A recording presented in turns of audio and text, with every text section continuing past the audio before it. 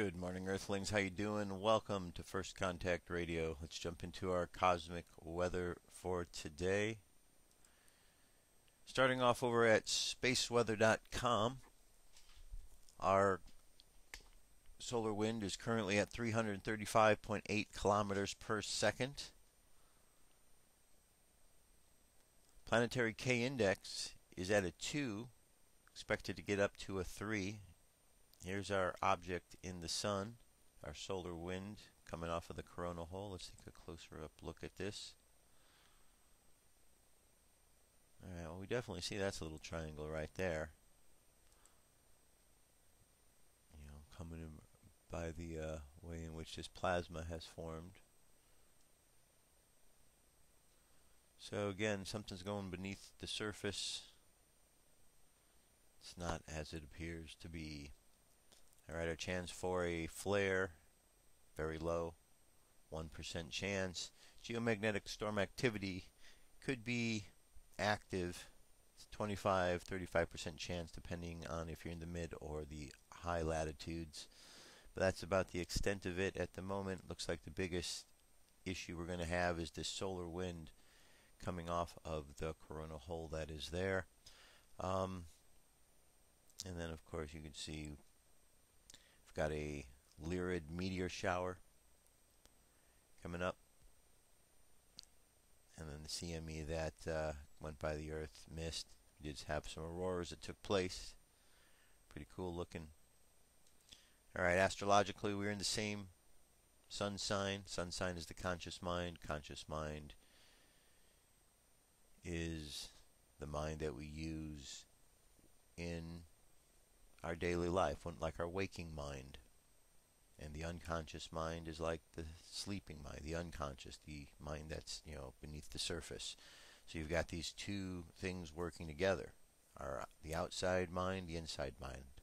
And they represent different things. So the sun represents the conscious mind. The conscious mind is how we think outwardly, what we're doing, creative ideas, things we're expressing, and so forth. And then unconsciously today you could see we're in between signs. We're in between Sagittarius and Capricorn. So we've got fire and earth. Those are the elements we're dealing with unconsciously. Beneath the surface, fire and earth. Fire of truth, higher education, philosophy, with the practicality of earth.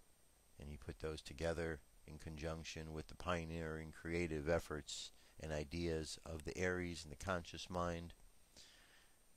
That could make quite a mix. So that's what's going on there. Our moon phase, 70% full, making its way back down to a new moon again. The Mayan Oracle, we are at the 5th day. That's a bar, represents 5. The kin for today is the Skywalker, right in the middle. Skywalker, the guide for today is the dragon. So today is a 5 Skywalker guided by the dragon. The supporting cast members, you have the Antipode, which is the challenging kin, is the knight. And you have the analog, which is the like-minded kin, that is the world bridger. And then underneath, the hidden kin, or the occult, is the star, which is beauty and elegance. Altogether, you got the phrase, I empower in order to explore, commanding wakefulness. I seal the output of space with the overtone tone of radiance. I am guided by the power of birth. And on the Gregorian calendar, it is Wednesday, April 11, 2012. And again, comparisons, you can see in the Mayan, the long counts, the Hab, what the dates are. That way you can make some comparisons. This Dreamspell calendar and these dates are all based on the Mayan calendar, but with some corrections and adjustments that Jose Argelis built into this based on some of his findings. So my suggestion would be to go through, look through the Mayan calendar, look at the Dreamspell, see what resonates with you. I find that this Dreamspell has a lot of validity to it and really ties in with what's going on. So that's why I share that information every day. All right, moving right along. Today, a couple of big earthquakes you may have not heard about. We need to send some good vibes and thoughts out there to northern Sumatra. You can see they had an 8.6 and then an 8.2. And then there was a 6.0 in the North Indian Ocean. So there's some rocking and a rolling going out there, not in a good way. And you could see that they're having a number of aftershocks in the 5-point range. They've already had 1, 2. I mean, look at all these. These are all 5-pointers. So we need to send some good thoughts out to them. Now, with earthquakes of that magnitude, we can expect that there's going to be some tsunamis. And if we take a look at this here, these are all, this is the RSOE. And you could see here all of the warnings that are here. We have the tsunami warnings all the way down. Tells you what's going on. If we look at this other graph, the National Data Buoy Center. Okay, look at all the buoys that are going off all around. What this means is these are places that are keeping tabs on tsunamis. So had these 2 big earthquakes, and now look at all of these. You got 1, 2, 3, 4, 5, 6, 7, 8, 9, 10, 11, 12, 13. So all along the whole coast here, there's tsunami alerts. So we really need to let's think some good thoughts and hope the best for the people out there. That's quite a lot to deal with. Looks like they're going to get hit with something. Alright, so the world's continuing to have its problems. People are having its problems. We're going to start the first story off here about Ron Paul. Ron Paul's doing better than you're hearing about. That's definitely for certain, because the mainstream is not reporting about that. So this first story here says Ron Paul sweeps Missouri Caucus. Something that I'm pretty darn certain that you haven't heard of this particular story and aren't going to hear this story anywhere else but on the alternative media. So here we go. Check it out.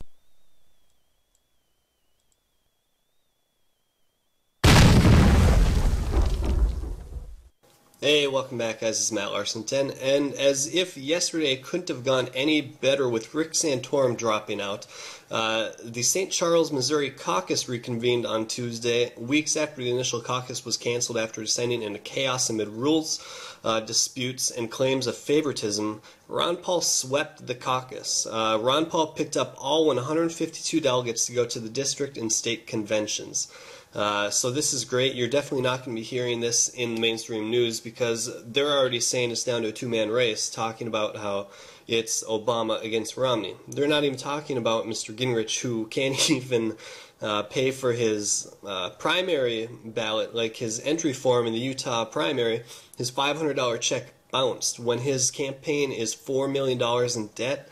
I think he's more dead in the water than Rick Santorum was, so I predict, like I did earlier today, that Newt Gingrich will be gone within the week, and after that it'll be down to just Ron Paul and Mitt Romney. But of course you're not going to hear that in media. It's just going to be Romney against Obama. But what they really don't see is that it's really down to just one conservative against one liberal. The liberal being Mitt Romney and conservative being Ron Paul.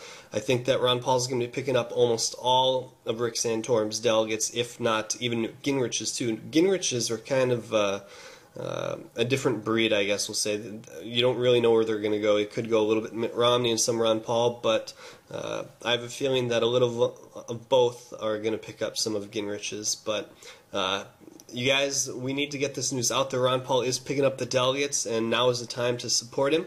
There is a money bomb going on. It is the In It to Win It money bomb. I'll put the link down below. Head on over there and send Ron Paul a little bit of your money, whatever you guys have to spare, whether it's $5 or $2,000. Get it to him because he needs the money to campaign against the Goldman Sachs JP Morgan candidate that is Mitt Romney. So, as always, guys, make sure you thumbs up this video, share with friends and family, get the news out there. Also, hit that subscribe button to stay up to date on all the current Ron Paul news.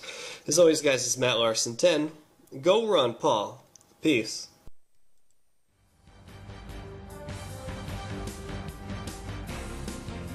This is the UFO News with Joshua Poet.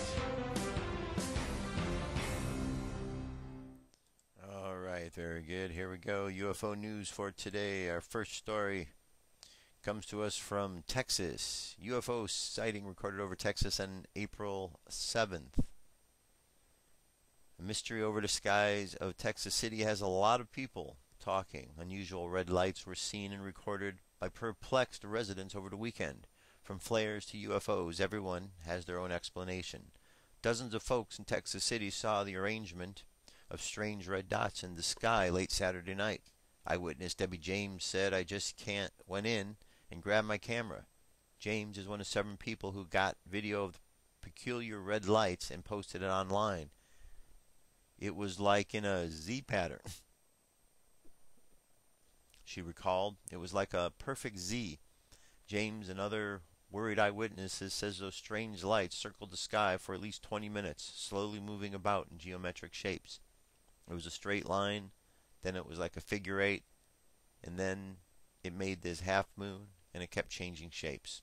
Alright, let's take a look at what we've got here. This is one particular video.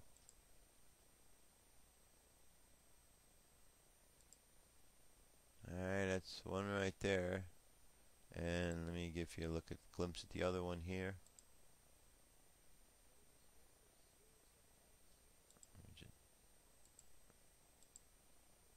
Let me jump ahead to where it is. There it is. Okay. There we go. That's the image we're looking at. And there's the images going along. Alright, so that's the Z shape she was talking about. Alright, so very good. So moving right along, next story. UFOs hovering over Tunbridge Wells, UK, April 10th. Witness, any thoughts on what these are? These were visible in the sky around 45 seconds before I began filming. Alright, let's take a look. There, we got something right back there. We go. It looks like we got 2 of them. This might be a glare right here. Or a blink. Not certain. Alright, let's move that along here. Yeah, that one right there.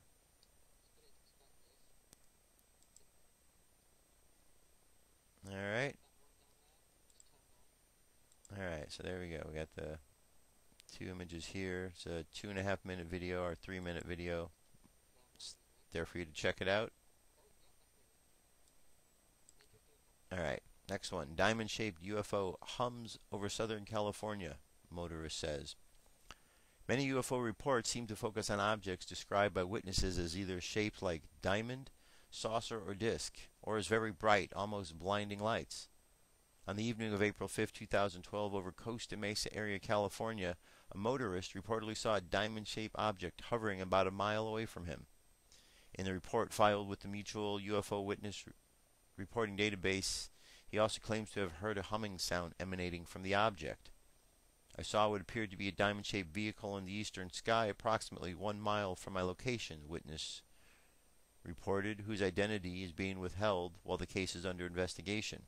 "While I was driving, I noticed the vehicle hovering, so I thought it was a helicopter, but it did not have the aviation lights, and it was much too big to be a helicopter. When the witness pulled off the side of the road for a better look, he said the object tilted on its side, and then I was able to see it was the shape actually of 2 diamonds connected in the middle," he said the report. "At first I thought it was a hoax, but this vehicle was much too sophisticated to be a toy and very large. It made a humming noise, and I could hear from approximately a mile away." The witness added that the UFO had 4 lights on it, and he described it as brighter than sunlights. So, there's a rendition of what it might have looked like. Alright, very good. 2 more stories here. This is an older story, just to want to bring the info ahead when I found the link here. Says this Mexican Air Force pilots film 11 UFOs. Now this was years ago, 2004. Says this is a well-documented UFO case. There is much going on here. Reasonably good video. Alright, late March 2004, location over Campeche State, Mexico. Mexican Air Force filmed 11 unidentified flying objects in the skies over southern Campeche State in Mexico. A Mexican Defense Department spokesman confirmed. Videotape was made widely available to the news media. The lights were filmed using infrared equipment. They appeared to be flying at an altitude of about 3,500 meters, which is 11,480 feet, and allegedly surrounded the Air Force jet. Mexican Air Force pilots filmed 11 unidentified flying objects in the skies over southern Campeche State in Mexico. Alright, so these were the images in question here. Let me play a little bit of this. Okay, this is what they captured. This was the military. Alright, and as we zip through,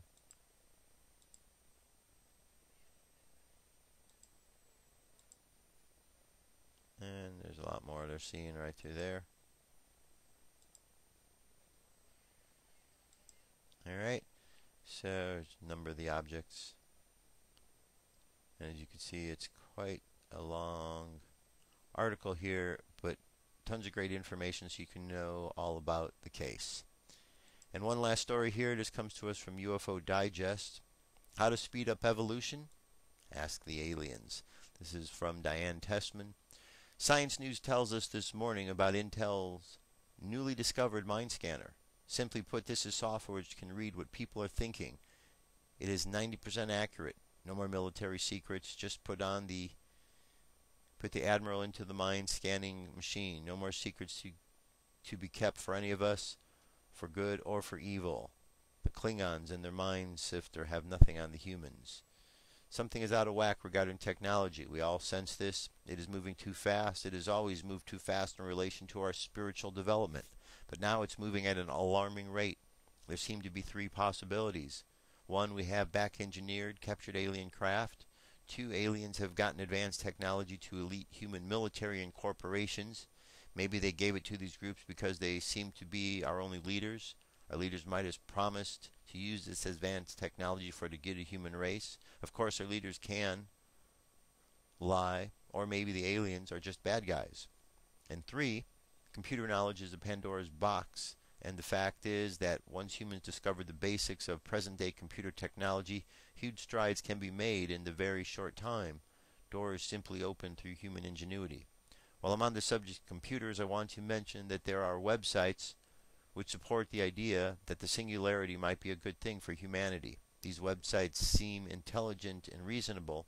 I question myself to see if I am being reactionary and closed-minded regarding the singularity. One website mentions Dr. Maria Mortensen, who was ostracized in her day for an innovative approach to education, but today is considered a visionary and an innovator in intelligent, enlightened education methods. Perhaps the singularity offers a similar stride towards enlightenment. Humankind certainly could use a more reasonable approach to life, such as the institution of war is illogical, or do not destroy the planet on which you stand. It is illogical. Personally, I am against blending humans and computers into one singularity, but your opinion on the subject is up to you. I do plan to remain as open-minded as I can on the subject. What does this have to do with aliens speeding up evolution? Seems to me that evolution has 2 different levels. The first level is our traditional view of evolution, in which one species of fish finally plops out of the shore for a few seconds because she likes the insects. Most of these adventuresome fish die stranded on the shore, but the strongest fish live as they manage to plop back into the sea. Over millions of years, little appendages for maneuvering began to develop, and in another million years the fish becomes a creature who lives perfectly on land. Second level of evolution occurs when a species like Homo sapiens becomes more of a mental species than a physical species. No doubt we are still evolving physically too, but the big emphasis for Homo sapiens is now mental. It is not just computers, it's everything. Humans have been going in the direction since discovering fire. It keeps exponentially multiplying. Look at the Industrial Revolution, the Apollo program. Look at fast cars, and yes, look at computer development. So it seems that once a species becomes more mental than physical, aliens who are even more advanced in mental accomplishments find it easier to meddle, creating a more speeded up mental evolution. Now, I'm not saying this increased mental evolution is completely good. If one has to get to fire by rubbing two sticks together, one may develop more depth, wisdom, and endurance than someone who programs his computer to turn on his artificial fireplace at 5:30 p.m. before he drives home in a sports car. My grandmother, who pushed a car on the Iowa ice and broke her hip as she tried to go out in the winter to get groceries, might be more worthwhile human being than I am when I can order cat food on the internet in the winter and UPS delivers it. Alright, more to the article, but interesting question about evolution and alien life. There you go. That's our UFO news for today. Jump away, our moment of waking up here. I'll be back. What if our government was responsible for some of the greatest crimes against this nation? Would you really want to know? These are big questions, but these questions deserve answers. It's time to demand the truth. People shouldn't be afraid of their governments. Governments should be afraid. 9/11 was an inside job. Kennedy was killed by the CIA. Jimmy Carter saw UFO. Answers to secrets you need to know. So wake up, wake up, wake up, wake up. Wake up, wake up, wake up. Wake up, wake up, wake up, wake up. Wake up, wake up, wake up.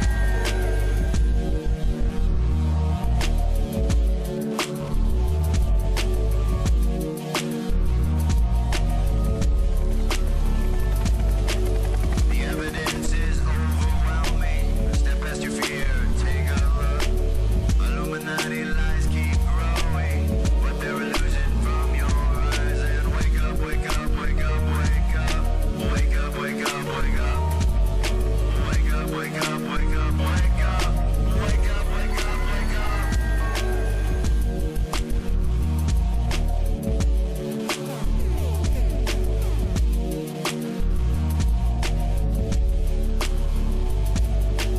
What would our founding fathers say if they were alive today?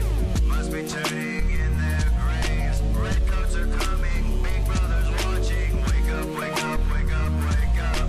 Wake up, wake up, wake up. Wake up, wake up, wake up, wake up. Wake up, wake up, wake up. What if I land and two if I see? And I and the opposite shore will be ready to ride and spread the alarm through every Middlesex village and farm. Whenever any form of government becomes destructive of these ends, it is the right of the people to alter or abolish it. When a long train of abuses and usurpations, pursuing invariably the same object, evinces a design to reduce them under absolute despotism, it is their right, it is their duty to throw off such government and to provide new guards for their future security.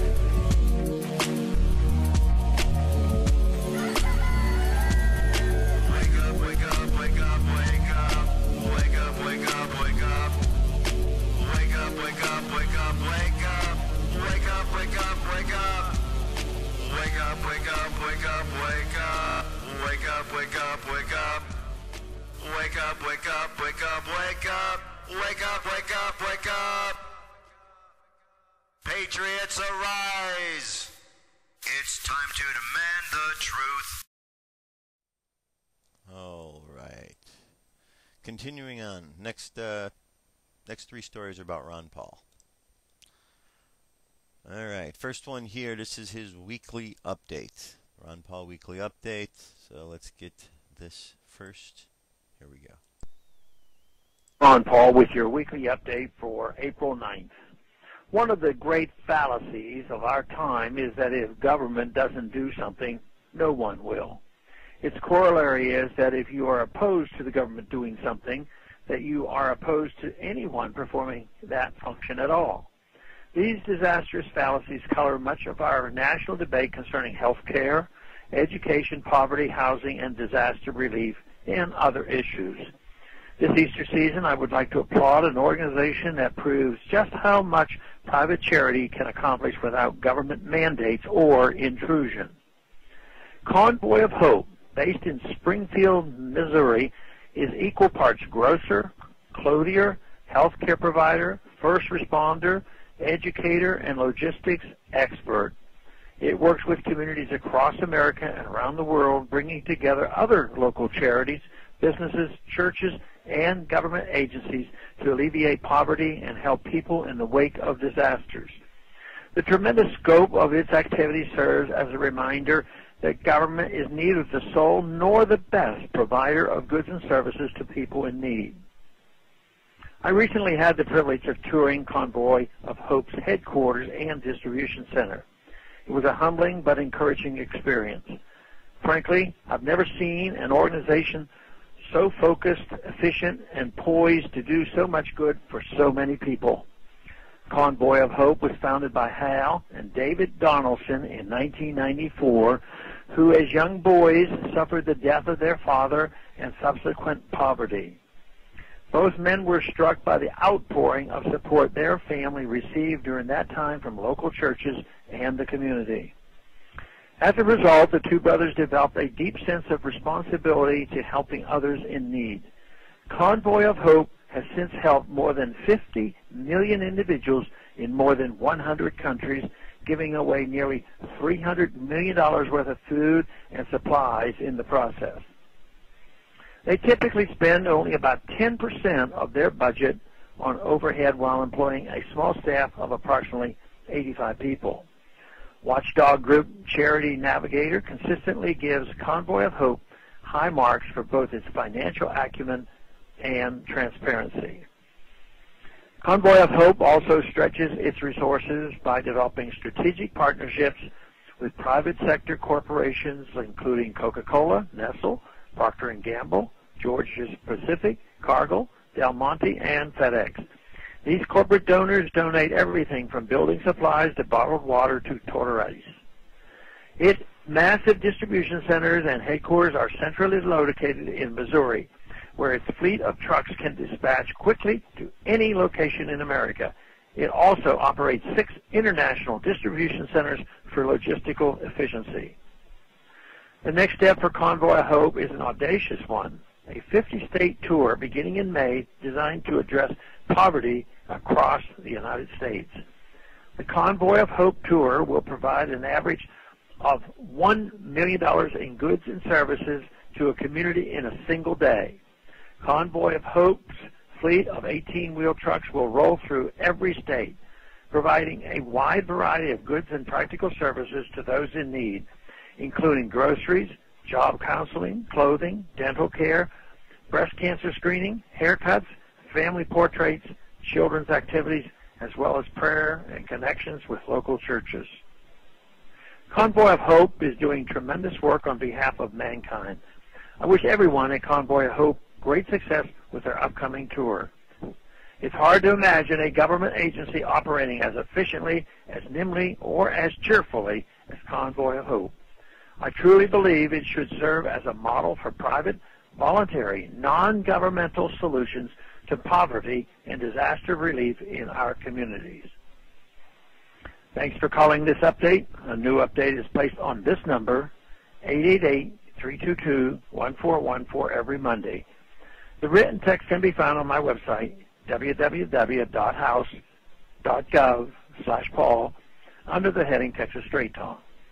Thanks for calling. All right, continuing right along. So, good message from him. Now, yesterday you heard that Rick Santorum dropped out of the race, and this article here, it says, New York Times, clueless why Ron Paul keeps campaigning. You know, it's funny watching the mainstream flipping through because they keep talking about Romney, but they don't talk about that Romney's, won, and they talk about Romney could win the nomination. But then they said that all the other candidates that they've talked about and are willing to talk about have dropped out. So Romney could win the nomination, but they don't say who he's running against. So it sounds kind of silly, and it's just sort of humorous how they trip over themselves. It's like, okay, he could win the nomination, but the way you make it sound, there's no one else running against him. Who? And they just don't want to talk about Ron Paul. So New York Times has this article. This is here an article up at InfoWars, and it talks about, it says New York Times clueless why Ron Paul keeps campaigning. The New York Times has chided Ron Paul for staying in the race and not dropping out in defense of the establishment's hand-picked candidate Mitt Romney. Of course, at this stage, Mr. Paul is little more than a distraction to Mr. Romney, and the two candidates are said to be quite fond of each other. Until now, Mr. Santorum has also been pinning some of his hopes on Texas, which, with its 155 delegates, has the most delegates of any contest to date, writes Jerry Mullaney. The Times can't understand why Ron Paul will continue to run when there is no way in the establishment will nominate him, and its corporate media has all but stopped reporting on him. Paul campaign chairman Jesse Benton made it clear why Ron Paul continues to run. He released the following statement earlier today when it was announced Rick Santorum was catching in his chips. Congratulations to Senator Santorum on running such a spirited campaign. Dr. Paul is now the last and real conservative alternative to Mitt Romney. We plan to continue running hard, secure delegates, and press the fight for limited constitutional government in Tampa. Should be obvious by now that Ron Paul's strategy is what his strategy is. Benton alluded to it, to press the fight for limited constitutional government all the way to the convention floor in Tampa. Ron Paul may not get the GOP nomination for president in 2012, but whoever does will be leading a party much different from the one that exists today. It will include delegates to the National Convention, activists and party officials who support a non-interventionist foreign policy, sound money, and civil liberties. You talk about a nightmare for party oligarchs? So that's a good thing. Ron Paul's definitely brought a conversation that has been needed to take place for some time. And I'm sure it's going to continue on. But the mainstream media is not reporting exactly how he's doing. They're afraid. And you can see here, this next story here is going to show you an example of what's going on here, because they are continuing to cheat. Here we go. Check this out. Well, the state of North Dakota has now selected its delegates to go to the Republican National Convention in August.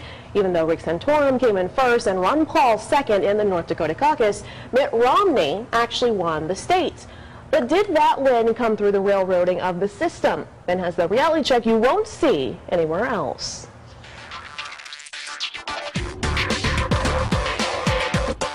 Well, for months I've been trying to explain to you how this system works, and now that we have a state, North Dakota, that has finished selecting its delegates and is ready to send them on to the National Convention, the system should be much more clear. Unfortunately, how those delegates in North Dakota were selected was anything but fair. Let's begin with how the North Dakota vote played out.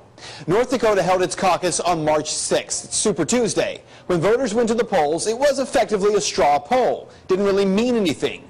Even so, Rick Santorum finished with about 40% of the vote, Ron Paul with 30%, and Mitt Romney finished third with 26%.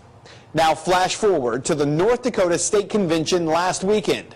1,700 people showed up to vote on who would be selected to go to Tampa and the Republican National Convention. In all, 101 people filled out applications to become delegate candidates, and 25 of those 101 would be selected to become North Dakota's official delegates. That is why there were a lot of people who were surprised and even disappointed when the GOP Committee on Permanent Organization handed out this ballot. It's already pre-printed with all the names, and you can be quick about it and just check this little box up here. So why these 25 names? They were names of people pre-selected by the GOP nominating committee. Scott Erlandson, who was a delegate at the North Dakota Caucus, and says the 4 questions asked on the delegate application may have played a role in how those 25 people got their names on the nominating committee's suggested list. In the application to be a national delegate, they had 4 questions on there. It was basically, how much money have you donated to the party? How many years have you been with the party? And that may explain why, out of 25 delegate positions, the list passed around by the GOP leadership included 7 state legislators, North Dakota's First Lady, the state's Attorney General, a U.S. Senator from North Dakota, and a U.S. Congressman. The other bigger problem, though, with this slate, as was pointed out during the convention, many people have identified themselves as Mitt Romney supporters publicly, and they've endorsed him publicly. They're on his list, and they have the majority. They have almost 60% of the delegates of the 25 presented are Mitt Romney. Now, you're going to caucus, but they're not bound, and I appreciate the party changed the rules. Since you were chairman, they changed the rules to make them unbound. The fact that they're unbound, why would we restrict the democratic process of allowing all the delegates to vote for all of the candidates in a paper ballot? Stan, this is a railroad job, and you can make it about Ron Paul, and it's not. So to be clear here, 60% of the names on the GOP's prepared list were Romney delegates when he got only 26% of the vote. And to ensure that all the names were made public, the caucus chair, Stan Stein, had the remaining 76 names put up on a large screen, which changed periodically. At nearly the end of the meeting, a 20-year-old woman stood up, though, and asked a question that so many people then and even now are wondering. I truly think to be respectful, but I just want someone to help me understand why I'm here as a delegate, because I was under the misconception, I guess, that by coming here I would be allowed to look at a ballot that's arranged by no preference as to who has the most experience or clout in the Republican Party, but not having to do with anything but the fact that they are equal because they are a delegate at the state convention, and that we can go through it alphabetized, not segregated by a selected group of individuals that was decided on yesterday. I mean, I didn't get the opportunity to weigh in on that, but I can't. Right, I understand that, and I guess I just disagree with that process. So here's what you need to know. You weren't on the committee, ma'am. That could be the slogan for this entire primary season for Republicans. What has become so clear as we monitor these events from state to state is that in this primary, voters are given the appearance of having a voice and a hand in the process when clearly they do not. At the end of the day, Mitt Romney takes North Dakota. But based on how that situation played out, it would be nearly impossible to say that he won. He finished third in the straw poll. But here's how the delegates have come out. 16 delegates for Mitt Romney. They will go to Tampa. 7 delegates for Rick Santorum and 2 delegates for Ron Paul. Not because the voice of the people was heard, but because the GOP leadership in North Dakota gamed the system. And that is Reality Check. All right, some more cheating going on. So, hey, you should be proud of yourself, people out there in North Dakota that were... Good job. Way to go. Way to stand for America. You know, this cheating has to end because it's only hurting ourselves and it's only hurting what's going on in this country. They're just afraid of Ron Paul. Why? He talks about the Constitution. You know, they got this clown Romney. Romney's got so much money, he can't relate to 99% of the people in this country. He can't relate to those who aren't working, who are homeless, who are hungry. How could he relate? No way can he relate to you. So how could he represent you? And yet, despite he's the one that the establishment wants, he still hasn't locked it up. And even though the mainstream media is having to report that everyone else is out, they still can't report that he's locked it up because he hasn't. Because still Americans have enough question about him. The process is really wacky, folks, but we need to keep speaking up. And we need to keep putting this information out there and spreading the word. Use the social media networks to spread the word. Because people really need to know what's going on. And they're not finding out from the mainstream. The mainstream has dropped the ball. All of you people working for the mainstream media, you should go back and you should think about when you first started your journalism classes. And ask yourself if you are still following the same integrity that you went into the business with. That you went into the schooling with, or somehow along the line did you get paid off and you allowed your voice to be silent? Because that's what it seems like. That's what it seems like. All right, next story here. We all knew about the SOPA bill. Well, here's another one. It's called CISPA. Congress takes another run at the internet. This is from Daisy Luther at Infowars.com. Once upon a time there was a bill called SOPA. Some evil trolls who worked and conducted meetings in a big dome building in Washington, D.C. tried to make a wicked law to allow them to close people's internet business based on business and websites whenever they wanted, for the silliest of reasons, much to the delight of the head ogre who lived in the big White House. The people of the land all stood up angrily and complained to fight against the law, and through their efforts defeated the trolls and the head ogre. The laws of the internet remained fair. The trolls were truly chastened. The ogre pretended benevolence, and the people lived happily ever after, internet freedom intact. Wait until the dragon CISPA reared its ugly head. As we predicted here, the government has been busily creating a law to protect us from cyber attacks like the one recently threatened by Anonymous. The stated purpose of CISPA is to provide for the sharing of certain cyber threat intelligence and cyber threat information between intelligence community and cyber security entities, and for other purposes. Personally, my favorite line of that statement is "and for other purposes." It sets the ambiguous tone for the rest of the bill. The outrages that are blatantly laid out in the CISPA, the Cyber Intelligence Sharing and Protection Act, are bad enough, but the vagueness of the language takes the intrusion to a level previously unheard of in a country born of the blood of patriots and allegedly protected by the Constitution. CISPA allows cyber entities, internet service providers, social networks, and cell phone companies, to name a few examples, to circumvent internet privacy laws. In an interview with Russia Today, Kendall Berman of the Center of Democracy and Technology stated that the bill as written allows the U.S. government to involve itself in any online correspondence if it believes there is reason to suspect cybercrime. As with other authoritarian attempts at censorship we have come through Congress in recent times, of course, the wording within the CISPA allows for the government to interpret the law in such a number of degrees that any online communication or interaction could be suspected and unknowingly monitored. The Electronic Frontier Foundation, a digital rights advocacy group, states it effectively creates a cybersecurity exemption to all existing laws. There are almost no restrictions on what can be collected and how it can be used, provided a company can claim it was motivated by cybersecurity purposes. Alright, so it's not a very good bill, and this is what they're trying to push through. As more is known about this, it will certainly be put out to you so you can share this information with others. Alright, here we go. Obama. Natural born citizen, a place to ask questions and get the right answers.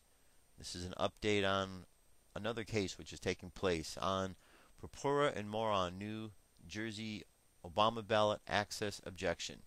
Today, April 10, 2012, Nicholas C. Purpura and Theodore T. Moran had the Barack Obama primary ballot objection heard by Deputy Director Administrative Law Judge Jeff S. Mason at the Office of Administrative Law, 9 Quakerbird Plaza, Mercenville, New Jersey. The case started about 9:30 a.m. and lasted till 1 p.m. I represented the objectors. Mr. Obama was represented by Alexandra Hill of the firm Genova, Byrne, and Giotomas of Newark, New Jersey. We argued that Mr. Obama has not met his burden of showing that he is eligible to be on the New Jersey primary ballot by showing that he is a natural-born citizen. We argued that he has not presented any evidence to the New Jersey Secretary of State showing that he is and that he was born in the United States. We also argued that as a matter of law, Obama is not a natural-born citizen because he was born to a father who was not a U.S. citizen. Obama's attorney made a motion to dismiss the objection in its entirety. She argued that it was not relevant to being placed on the ballot, whether Mr. Obama is a natural-born citizen, where he was born, and wherever he was born to U.S. citizen parents. She said that no law in New Jersey obligated him to produce any such evidence in order to get on the primary ballot. We argued that Mr. Obama, under the Constitution, has to be a natural-born citizen. We argued that under New Jersey law, the state constitution, statutes, and case law, Mr. Obama must show that he is qualified for the office he wishes to occupy, and that includes showing that he is a natural-born citizen, which includes presenting evidence of who he is, where he was born, and that he was born to 2 U.S. parents. We argue that the Secretary of State has constitutional obligation not to place any ineligible candidates on the election ballot. Judge Mason denied Obama's motion to dismiss, and the case proceeded to trial.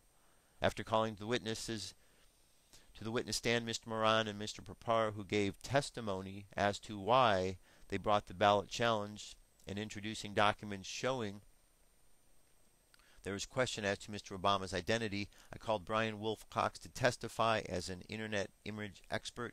Mr. Wilcox was going to testify on how Obama's April 27, 2011 long-form birth certificate has been altered and manipulated either by computer software or by a human or both, producing a forged document, and that since the image is not reliable, we need to see a copy of the original paper version. Obama's lawyer objected to the proliferated testimony. I then offered that I would not need to have Mr. Wilcox testify, provided that Obama stipulated that the internet image of his certificate could not be used as evidence by either Judge Mason or New Jersey Secretary of State, and that he presented to the court or Secretary of State no other evidence of his identity or place of birth. Judge Mason also asked Obama's attorney whether she would so stipulate. She did so stipulate, agreeing that both the court and the Secretary of State cannot rely on the internet birth certificate as evidence of Obama's place of birth, and that Obama has produced no other evidence to the court regarding his place of birth. She also argued that Obama has no legal obligation to produce any such evidence to get on the primary ballot. Judge Mason then took the issue under advisement. Having produced absolutely no evidence of his eligibility for the office of president, Judge Mason will decide whether, as a matter of law, Obama has a legal duty to produce such evidence before he may be placed on the New Jersey ballot in light of the pending objection filed against him. If he decides that he does, then the objection will be successful. If he decides that Obama has no such legal obligation, the objection would fall on the first issue. And you can see there's more to the story here. Don't you think it's crazy, though, that here you have an attorney for Obama arguing that he doesn't have to show and prove such things? Isn't that absolutely ludicrous that the President of the United States has an attorney arguing that he doesn't have to show who he is? It is to me. I don't know. Some people out there think that's perfectly natural and normal. A lot of people in the Democratic Party seem to think it's perfectly natural and normal. I don't get it. The guy's not an American citizen. He's a Muslim. He doesn't have the ideals of American citizens in mind. Why are you so surprised out there, folks, when he's doing things that go against the Constitution of the United States and the ideals of Americans? Come on, folks. It's not too difficult. You put 2 and 2 together, it equals 4. But you got the mainstream media telling you it equals 7, and you're believing it. Got to stop believing the mainstream media. They're just lying to you. All right, here's a story that I think merits a bit of concern. Over 600 dolphins have mysteriously washed up on the north coast of Peru. Okay, let's see. Biological hazard on Peru on Friday the 30th of March. Hardy Jones, co-founder of BlueVoice.org, is reporting that over 600 dolphins have mysteriously washed up on the north coast of Peru. Details are still surfacing over the shocking and unexplained mortality event, which has claimed the lives of hundreds of dolphins along the Peruvian coastline. Jones, who is currently in Chicago investigating the deaths, Chicago, investigating the deaths, said he arrived in the country on Tuesday in response to an email alert from Dr. Carlos Yaipen-Lanos, the Lima-based director of the Marine Mammal Rescue Organization, Orca, Peru. Yaipen's email informed Jones that an anomaly of 1,000 dolphins had possibly stranded themselves on the Peruvian coastline. Lest there be any doubt, Jones said in a statement today at the Voice of the Dolphins, stranded means dead in virtually all cases. So, we got a situation where 600 dolphins, I think the article goes on to say 615 was one of the count, died. Now, we're told, and if we look at things from a spiritual perspective and a physical perspective, this is where this comes into play. From a physical perspective, it's really sad that the dolphins have died. On a spiritual perspective, we look at dolphins and are taught that they are connected to the universe in a way that beings on this planet aren't. Sometimes you see artist renditions where you see dolphins swimming through space. We hear the stories of dolphins and their intelligence. So if 615 of this species, of these highly intelligent, highly involved creatures, have left the planet, what does that mean for the planet? Does that mean that there's some calamities that are coming up?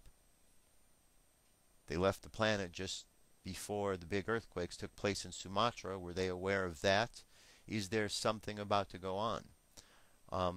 Or is it a situation? I mean, that's one thing to look at. Another situation, have the waters been so poisoned by what humankind has put in them that the dolphins have died because of that? If that's the case, that's not a good scenario either, because if we're poisoning the very waters and the very fish that are in the waters are dying, that's not a good thing. So I think we need to pay attention to this, and I would chalk this up in another one of the instances of 2012 mysteries and part of this process of change. Definitely would. All right? Next. This will be the last thing before we meditate. Dutchsin's, this is his report on some bad weather going on. Now, here we go.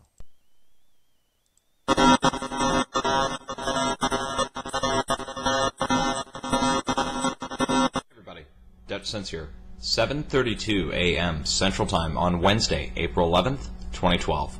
We're looking at in telecast here. I have the tropical radar view turned on over San Juan, Puerto Rico. And you can see down here, Titan Storm Tracking is detecting a possible tornado. These are strong cell thunderstorms that are kicking up on the island, and they're short-lived. However, they are producing rotation, most likely either hail or damaging winds, and definitely some kind of rotation detected. Just wanted to get that out there to you, let you know if you live down in Puerto Rico, be aware severe weather is kicking off there, and it's not too often we see too many tornadoes detected down here, so it is pretty rare to see. Let's also go ahead and look in the Midwest. It's just a line of strong cell thunderstorms right now. Really good to see that. Earlier today it was possible tornadoes and damaging winds. It's actually died out. Also, off here off the west coast, let's go ahead and take a look at that. Turn on the National Weather Service alerts. Down here in South California, we have damaging winds and strong cell thunderstorms, winter storm warnings issued throughout the mountains. So let's just go ahead and look at those really quick too. Here's all the winter storm warnings, and all the freeze warnings are still in effect for the next 30 minutes. Once the day heats up, these will go away. But it is a lot of cold air that we saw. It got down below freezing last night here in St. Louis. And we also are having strange rumblings happening here in St. Louis. I've got my camera outside right now trying to record what's going on. But this morning, before the big earthquake occurred, about 30 minutes before, my wife and I were awoke to rattling windows and a low rumble. We both got up, came downstairs, got my camera out, put it outside. Camera battery died as soon as I fired it up.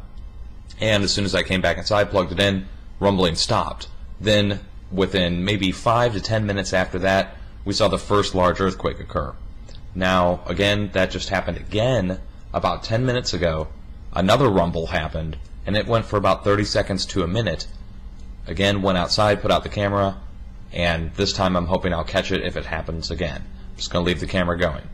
So, again, all in all, we're seeing more severe weather. Again, down here over San Juan. The computer has refreshed since then, and it's still detecting this possible rotation. So be aware if you live down in Puerto Rico, guys. It did just switch over now to damaging winds. Possible damaging winds. So whatever it is, it's strong. Cheers, folks. Alright, so there you go. Lots of crazy weather going on. So, alright, let's turn our attention to our meditation. Go ahead and close your eyes. Relax. Alright. Alright. For this meditation, what I'd like to propose is an idea to consider. During the time of Atlantis, one of the situations that occurred is that life was very connected, not only to each other telepathically, but to the land. And as darkness crept across the land and crept across the hearts of the beings, and their faith turned to doubt, because they were so connected to the weather patterns changed as their faith changed, as their perspective changed, and as their perspective continued to look at the bleak, dark side of things, the weather kept getting worse and worse. And here we are in this time frame where we are experiencing many weather changes. We've come full circle from the time of Atlantis, but the lessons are still available for us. The lessons of being able to attune our thoughts to the positive,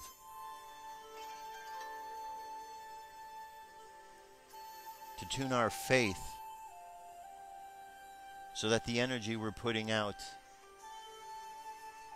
is energy that is creating good weather, and that we are not collectively creating bad weather.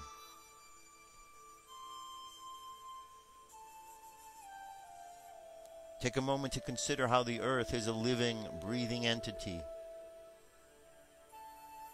A living, breathing entity that feels what we feel,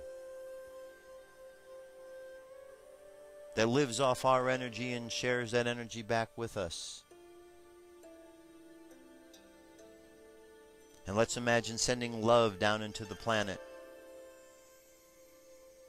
And as we send love down into the planet, the earth responds by sending love back. As we send love out into the cosmos responds by sending love back.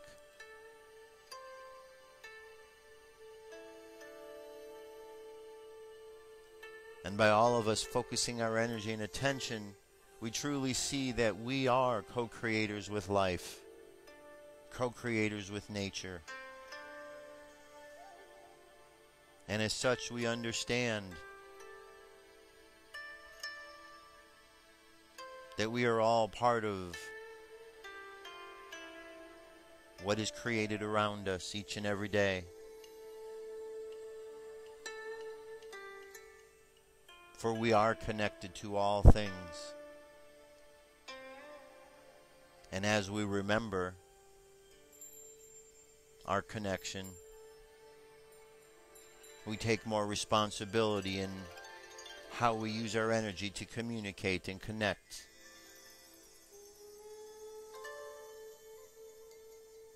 Let's make sure all of our chakras are activated from the chakra at the bottom of the spine. Color is red. Chakra above it at the belly button, imagine the color orange. Just below the rib cage, imagine the color yellow. At the heart chakra, imagine the color green. At the throat chakra, imagine the color blue. At the third eye chakra, imagine the color violet. And finally to the crown chakra, imagine the color indigo, and the light continues on into the cosmos as bright white.